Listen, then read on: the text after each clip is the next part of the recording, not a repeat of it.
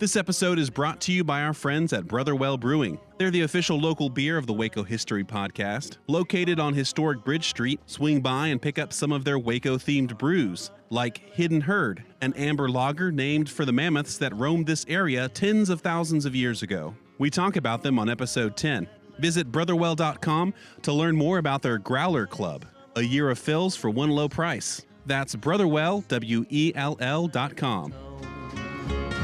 Cross the Brazos and Waco, ride hard and I'll make it by dawn. Cross the Brazos and Waco. Welcome to the Waco History Podcast. I'm Randy Lane, great-grandson of Waco architect Roy E. Lane. Over 100 years ago, he designed the Alico Building, Hippodrome, and other well-known landmarks. My co-host, Dr. Stephen Sloan of Baylor's Institute for Oral History, is helping me learn Waco's known and unknown stories. In this episode, baseball in Waco. Babe Ruth hit a ball up on top of the Percy Medicine building. Baseball has a long and storied history in Waco. Stephen tells us about some of it, including Waco's affiliated minor league team. Saw one of his box scores where he struck out 20 batters. The story even connects back to Waco's 1953 tornado. They ran out and they got under a train as the tornado went through and took out the park. And now, join us on a trip into Waco's past. Cross the Brazos and Waco, ride hard and I'll make it by dawn. Cross the Brazos and Waco, I'm safe when I reach San Antonio. All right, Stephen, what are we talking about today? Well, Randy, just to contextualize when we're recording it, we're still in the midst of the COVID pandemic. And one of the things that's been placed on hold that's led to some creative programming by ESPN and other outlets is baseball. There's no sports right now. It's such an odd event. In fact, today, the day we're recording, Mexico canceled its baseball season for the first time in 100 years. You know, I did see some professional sports on TV that was live recently. It was like the cornhole national game. Yeah, this is the salad days for cornhole and other social distancing sports. So I've been thinking about baseball, professional baseball especially. And so Waco has a history of having professional baseball teams. That's interesting. It really goes back all the way to the end of the 19th century. Waco's had several different teams that were organized. Waco Navigators, a lot of folks, older folks that may be listening may remember the Waco Pirates. We talked about the Navigators on the Brazos episode because they're supposed to be navigating the channels. Is that right? That's right. Yeah. So that's during that period where Waco's placing great hopes on the Brazos becoming navigable. Mm-hmm.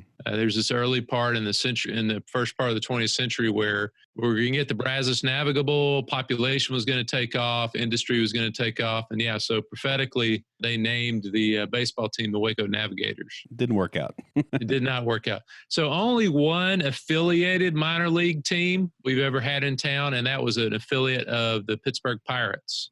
Interesting. So the Waco Pirates were here from 1948 to 1956. But the history is longer than that. I think, and of course, there's a lot of baseball history here locally, but one individual that I think is really interesting is an individual named Rube Foster. Actually, Andrew Foster was his Christian name. Actually, Rube Foster got his nickname by beating another pitcher, white pitcher named Rube. So he just took his name? Yeah. So after that, they started calling him Rube Foster. So he was Andrew Foster up until 1902 when he beat this Phillies pitcher named Rube. And he is a African-American baseball player, played in the colored leagues. And actually, Rube Foster is extremely important. He's in the Baseball Hall of Fame for organizing what we think of as the professional Negro leagues that started in 1920. Not only a great pitcher and a great player, but a great organizer of professional baseball for African Americans. And so Rube Foster, he's from Calvert, but his first professional experience, the first semi-pro team he plays for, is a colored baseball team in Waco, and it was the Waco Yellow Jackets. And so the Waco Yellow Jackets were active. There are a lot of colored baseball teams in the latter part of the 19th century. So, of course, this is an era of segregation. So you have white teams playing, you have black teams playing.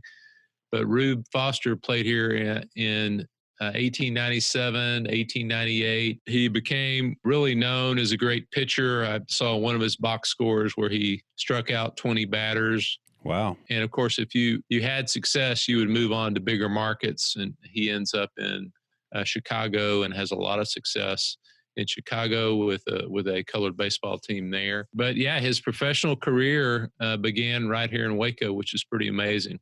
So how many other leagues nearby were there? I mean, other teams were there? Well, Waco had several teams. I mentioned the Waco Yellow Jackets. There were the Waco Wonders, which was another team that the Yellow Jackets would play.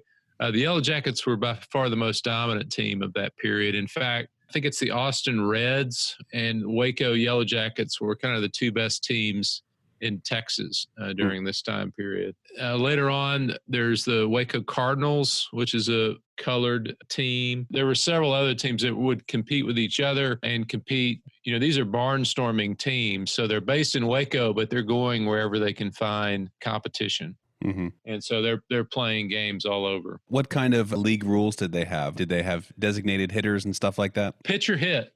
Okay. This is years. This is before the DH. So the pitcher is hitting back in this period. This predates Katy Park, for those that are familiar with Katy Park, which becomes kind of the center for professional baseball activity in Waco. It opens in 1905. It has a famous opening I'll talk about here in a minute. And it's actually eventually raised in 1965. The professional team, the Pirates, actually leave Waco in 1956. And so for about 50 years there, it's kind of the home of professional baseball in town.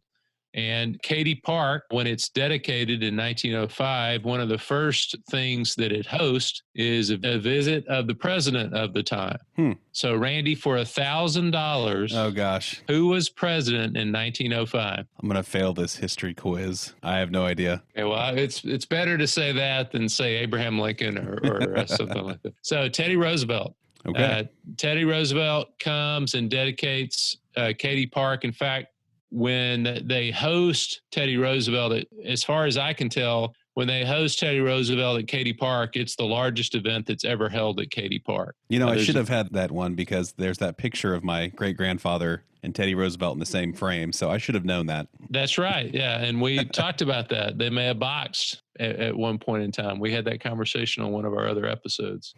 But Katy Park, just so we can get an idea of where that is in town, if you're looking at the modern landscape, and of course the silos, Magnolia silos have become a reference point for the modern landscape of Waco. If we're standing in front of the silos, that next block to our left would be where Katy Park was. It would have been along 8th Street and Jackson. And the home plate for Katy Park would have been on the railroad side. So that's kind of where that Czech brewery is going in right now. It is, yeah. That would have been in the outfield.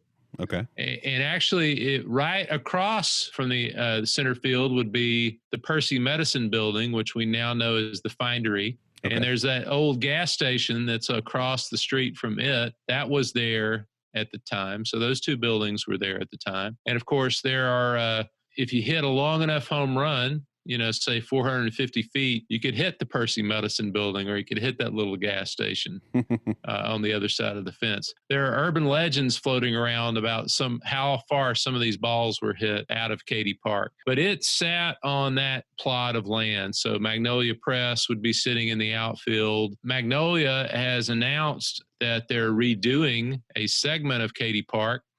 In fact, I got an email today about it. The ballpark, Katy Ballpark at the Silos, which is going to be the same home plate area, but a reduced wiffle ball field, is going to be on the railroad side, where Katy Park used to be. So I doubt you'll be hitting balls as far as they did back in the day. I don't think you will, and I think I'm sure they've thought through that. That would be problematic because you knock something over there, it's expensive. It's not cheap, yeah.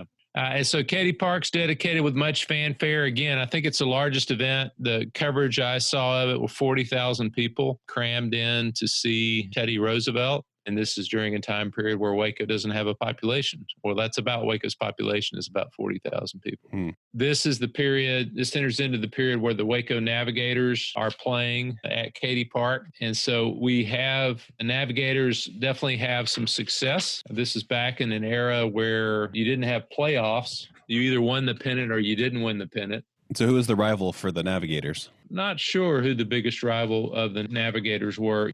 So we have the Texas League, of course, which has been a long operating minor league. The Navigators were members of the Texas League. It's been operating since the late 19th century. Waco professional teams are in the Texas League early on. That's the Navigators. And then the Pirates are going to play in the Big State League. When you think about minor league operations in Texas, even today, some of these teams are still very active. I think of the Corpus Christi, but in that Big State League, the loop that they played would be Abilene, Wichita Falls, Victoria, Beaumont, Port Arthur, and Temple. And so, some of that would fluctuate from year to year depending on how profitable it was for the primary club. And so they would move around, teams would move around based on gate. In fact, the Waco Navigators are going to leave in 1920 to go to a more successful market, Wichita Falls. So that's the early years of Katy Park. We have the Navigators. And so it's not until 1925 that Waco gets another team.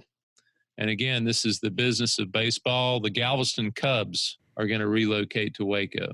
Okay. Another Texas League team, which had jumped up to Class A. And they're going to stay until 1930 when they're sold back to Galveston. So, business is driving all these decisions that are going on during this time period. This is going to play out ultimately to the death of the Pirates here in town. One of the legends of Katy Park comes during these Cub years. There's a couple of different stories that come from the years of the Waco Cubs. The biggest one, of course, is when the 29 Yankees come to town. So the 1929 Yankees come and they play the Waco Cubs in a game. And there's all sorts of stories about this game. I was able to find the New York Times story about it, which was really interesting, to cut through a little bit of the urban legend surrounding this game. One of the urban legends was Babe Ruth hit a ball up on top of the Percy Medicine building, hit a home run that landed on top of the Percy Medicine building. Nice. Which is not the truth. That did not happen. But there's actually a better story than that. First off, the Cubs lose. Which, I would think so, yeah. Yeah. So the Cubs lose 13-3. Game 3. Babe hits a double. It hits a youngster in the head. Babe hits a line drive double, hits a kid in the head, and Babe goes over to make sure the kid's okay. What a memory that kid had that day. And so he wasn't seriously injured then? He was not seriously injured. In fact, the journalistic coverage of the time, I think they said a grapefruit. That's pretty big. Yeah. Yeah. Did he get to keep the ball at least? I think he got to keep the ball. But this game really goes off the rails. People were so excited to see the Yankees in person. Of course, they loved their hometown Cubs, but they were there to see the 1929 Yankees.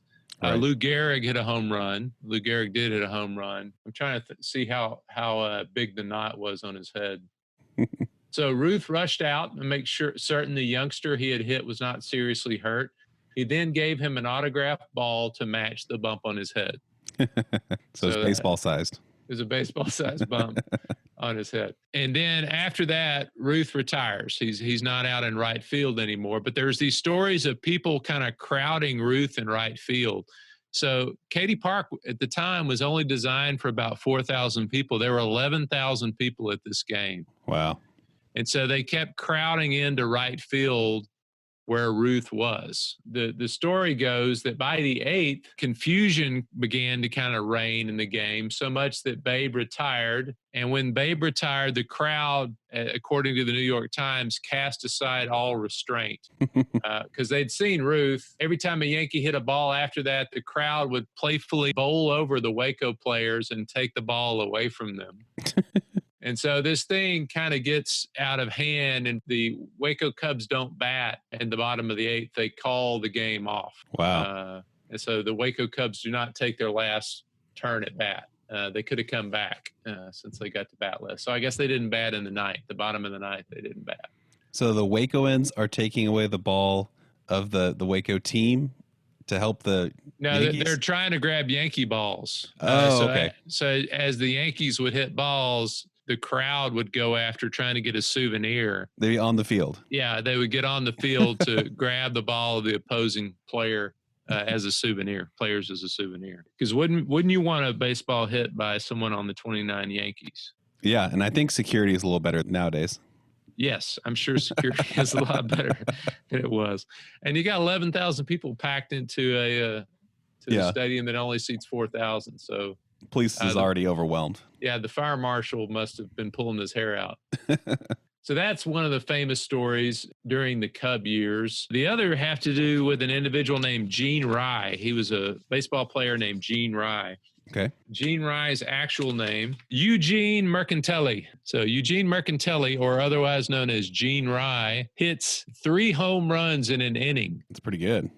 How's that work? On August the 6th, 1930. So there are all sorts of questions as if, had this ever happened before, or has this ever happened again since? According to the Elias Sports Bureau, no other professional baseball player in any league has equaled that mark. And actually, so 12 total bases in the inning, I think, is a record as well. And so he does this within Katy Park. You know, it's unusual that a player would even get the chance to bat 3 times in an inning. Yeah, I'm just wondering about how that even works. Yeah, and of course, there's stories about each at bat, the final at bat. He ends up with 8 RBIs in 1 inning, and so it was a remarkable feat. There's stories of the second time Rye comes to bat, Waco fans begin to kind of stir and get excited. And the second run homer puts the Cubs ahead 12-6. And a few Cub fans are buzzing in hopes that he might get another chance to bat.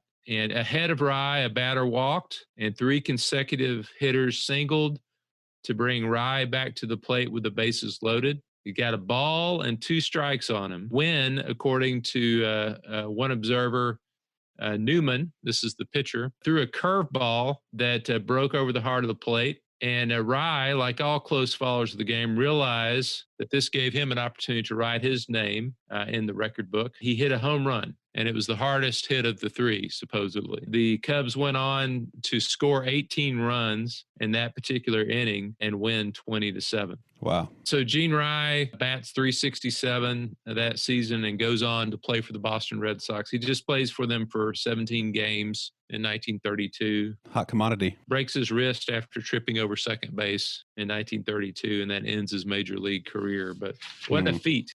So another event that has to do with the Waco Cubs, or during the Waco Cub years, that's kind of interesting, occurs on March the 5th, 1930. And this brings in Negro League Baseball again, which we were talking about earlier. And so you would have Negro League games at Katy Park, you know, reading the advertisements for those games. There's, of course, segregated seating at the park, but they also had designated seating for ladies if they wanted to go to the baseball game. But Katy Park, you can think where it's located. I mean, it really becomes kind of a center of entertainment center for Waco. It's very central. There was often a game going on, and so it was a very popular place to go see a game. Sometimes you had to wait out the train as it went by, but yeah, it was a popular place to see a game. And so all members of the Waco community of that generation have memories of Katy Park. Prior to Katy Park, were the Negro Leagues playing at other parks, or were they just? They were prior to that, and they continued to play at other parks. West End Park, which I haven't found on a map yet. West End is a place where they played often. So actually, Rube Foster, that I talked about earlier, never played in Katy Park. He played in other venues in town. But we were talking about accomplishments of the 1930s. On May 5th, 1930, the first night professional baseball game in Texas history occurred.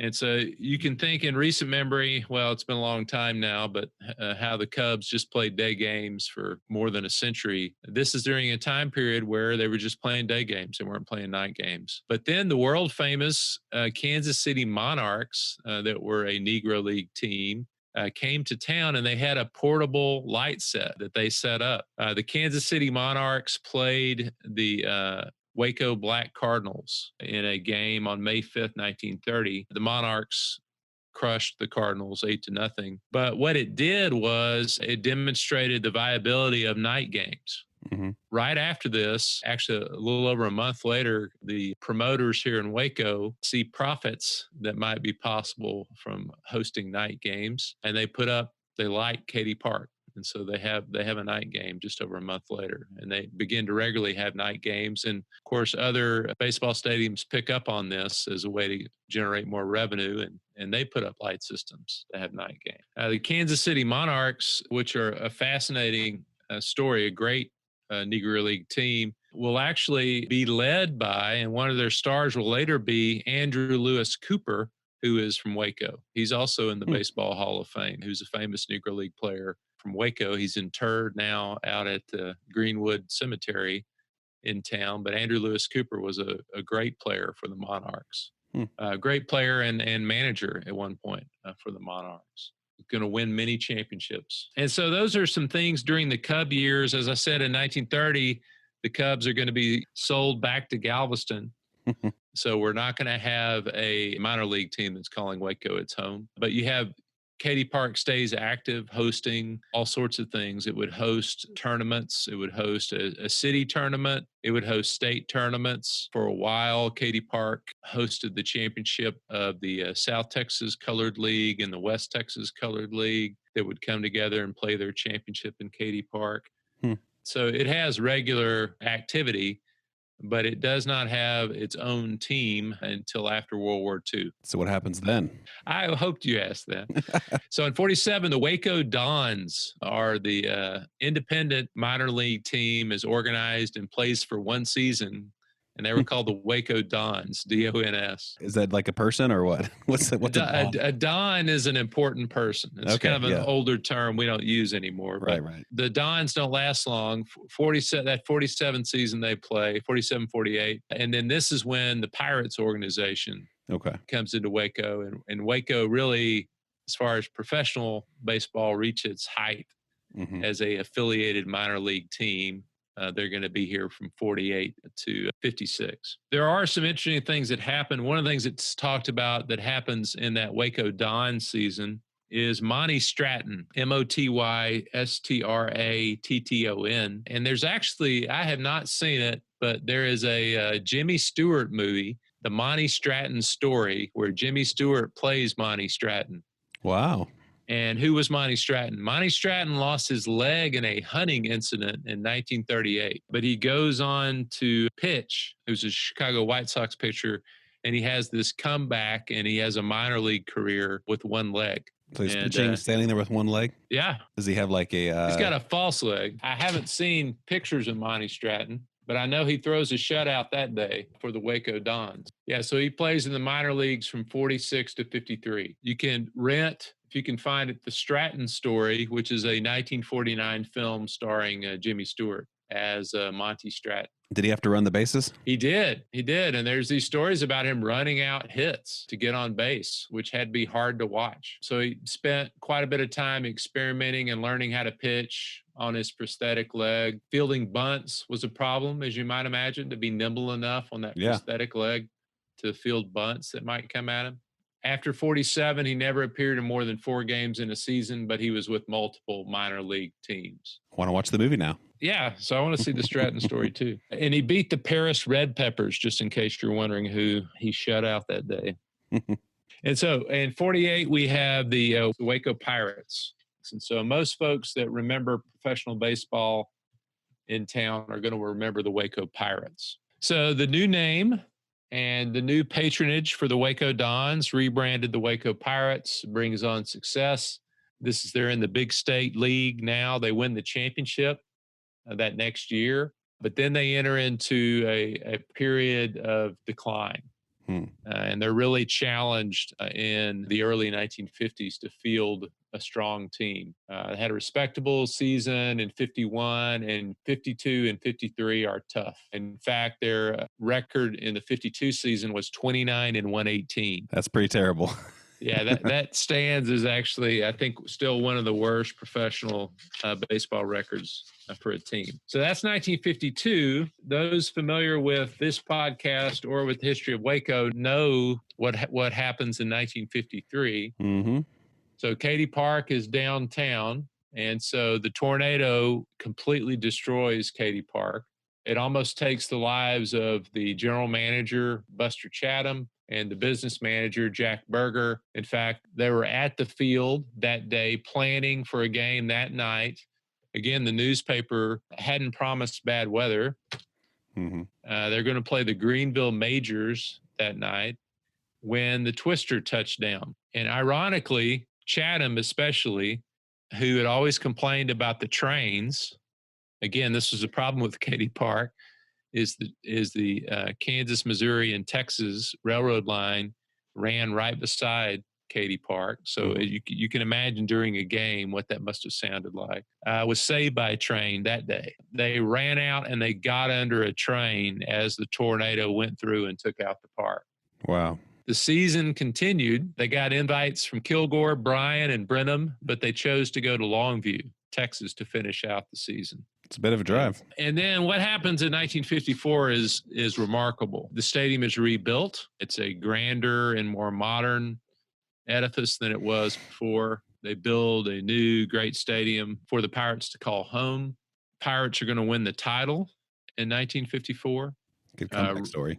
Yeah, it's a wonderful comeback story. Roman Mejias, who is one of the most famous players in Waco Pirates history, has a 55-game batting streak in 1954. I mean, at one point, he's threatening Joe DiMaggio, his minor league history streak, but it stops at 55 games. I think it's still the third longest batting streak in minor league history. Wow. Mejias is going to go on and play several years for the Pirates. So Mejias, at one point, to continue this streak, he's a Cuban-born player that plays for the Pirates. He does hit a home run off the Percy Medicine Building at one point in this streak. His stats over the streak, he hits .419 with 19 doubles, 5 triples, and 7 home runs. An incredible streak. Eventually, this team is going to finish 105-42. So a dramatic turnaround. Yeah, from 1952 season. In fact, baseball historians that work on minor league history have ranked them the 25th best minor league team ever. So it was really a great team. And it was really the height of professional baseball in Waco. It's really this 1954 season, because the Pirates are only going to play 2 more years in Waco. And we have to think historically what's going on in the mid-1950s. A lot of folks are leaving downtown Waco, so population is leaving downtown Waco. You have things like televised sports. You have things like television itself. Even interest in even the rise of other baseball, like Little League baseball, which of course is a big deal here in Waco. Explosion of television, all these sorts of things. So 1956 is going to be the last season that the Waco Pirates play in Waco. And of the 8 teams in the big state league, Waco was 6th in attendance. Wow. That season. And so their attendance drops off. I think their total attendance that year was around 40,000 spectators. There's all sorts of things that could be blamed for them leaving town, but it's going to be the lack of fan support, which is what the Pirates are looking for, not poor performance that makes them leave town. It's too bad. It is sad. This is a period where a lot of changes are taking place in professional baseball. This is when the Giants move. This is when the Dodgers move. So, this move from the East Coast to the West Coast. So a lot of things are being reorganized as baseball is becoming big business in the 1950s. There's some stats on changes that happened. This is really interesting. Here's some stats from 1956. This is the president of the National Association of Professional Baseball Leagues, said that at that time there were 213 minor league teams in 28 leagues. In 1949, so 7 years earlier, there were 448 teams in 59 leagues.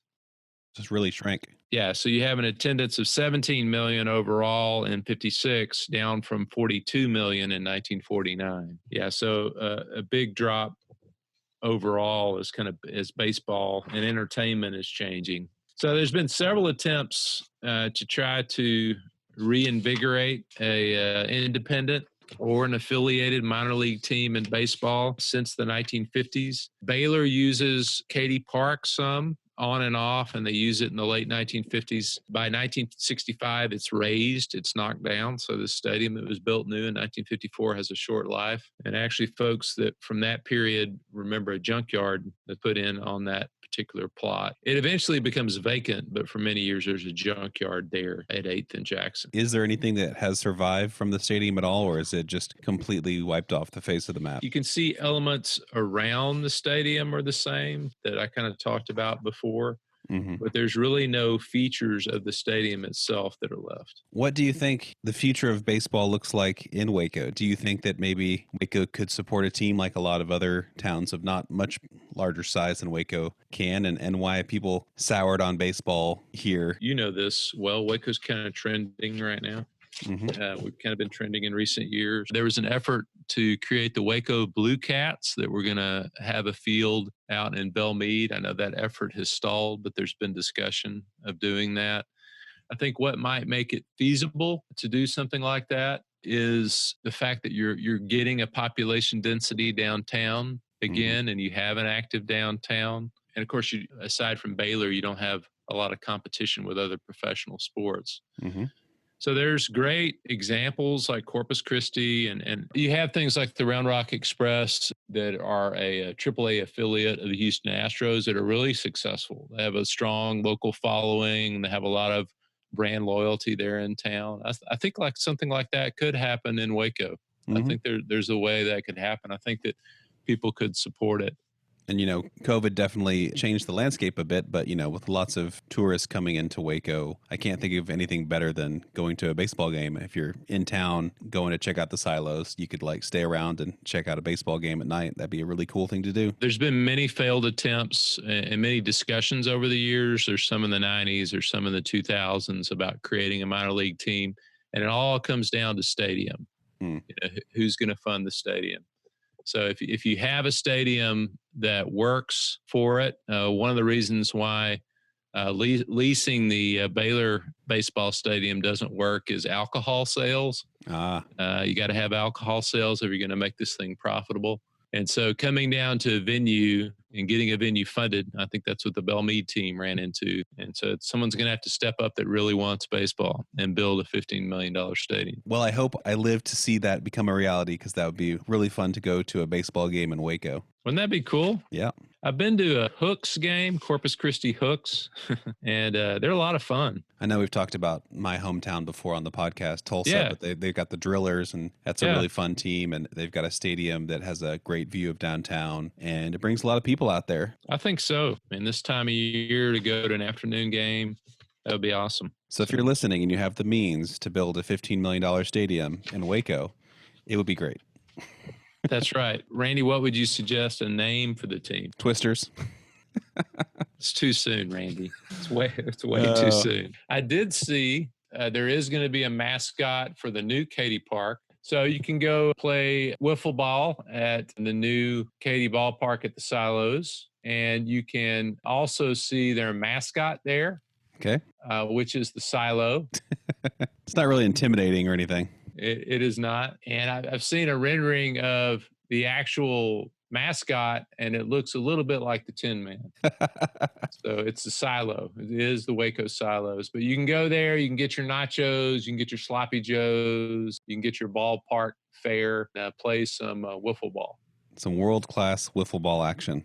And root for your home team, the Silos. I think we're missing the obvious one, the Mammoths. Yeah, that's good. There's all sorts of bad choices. I think we could choose. But yeah, that's a nice one. Cross the Brazos at Waco, ride hard and I'll make it by dawn. Cross the Brazos at Waco. Thanks for listening to the Waco History Podcast. Like what you heard? Subscribe, rate, and review our show on iTunes so we can reach more listeners. You can find show notes and info on every episode at wacohistorypodcast.com and more info on Waco's past at wacohistory.org. Our theme music, used with permission, is Cross the Brazos at Waco, performed by the late Billy Walker. For more info on Billy's music, go to billywalker.com. Again, this episode is brought to you by our friends at Brotherwell Brewing. They're the official local beer of the Waco History Podcast. Swing by their historic Bridge Street location for a Bridge Street Wit. This Belgian-style wheat beer celebrates the brewery's location and the Waco Suspension Bridge. The bridge was the safest way for people to cross the Brazos when it opened in 1870. Order some brews at brotherwellbrewing.com and then pick them up curbside. So convenient. That's Brotherwell, WELL.com. We'll see you next time. Then the night came alive with gunfire. He knew that at last it'd been found. As the ranger's badge showed brightly, El Bandito lay on the ground. Carmela knew he was dying, that all of her dreams were in vain. As she kissed his lips for the last time, she heard him whisper again. Cross the Brazos and Waco, ride hard and I'll make it by dawn. Cross the Brazos and Waco, I'm safe when I reach San Antone. I'm safe when I reach San Antone.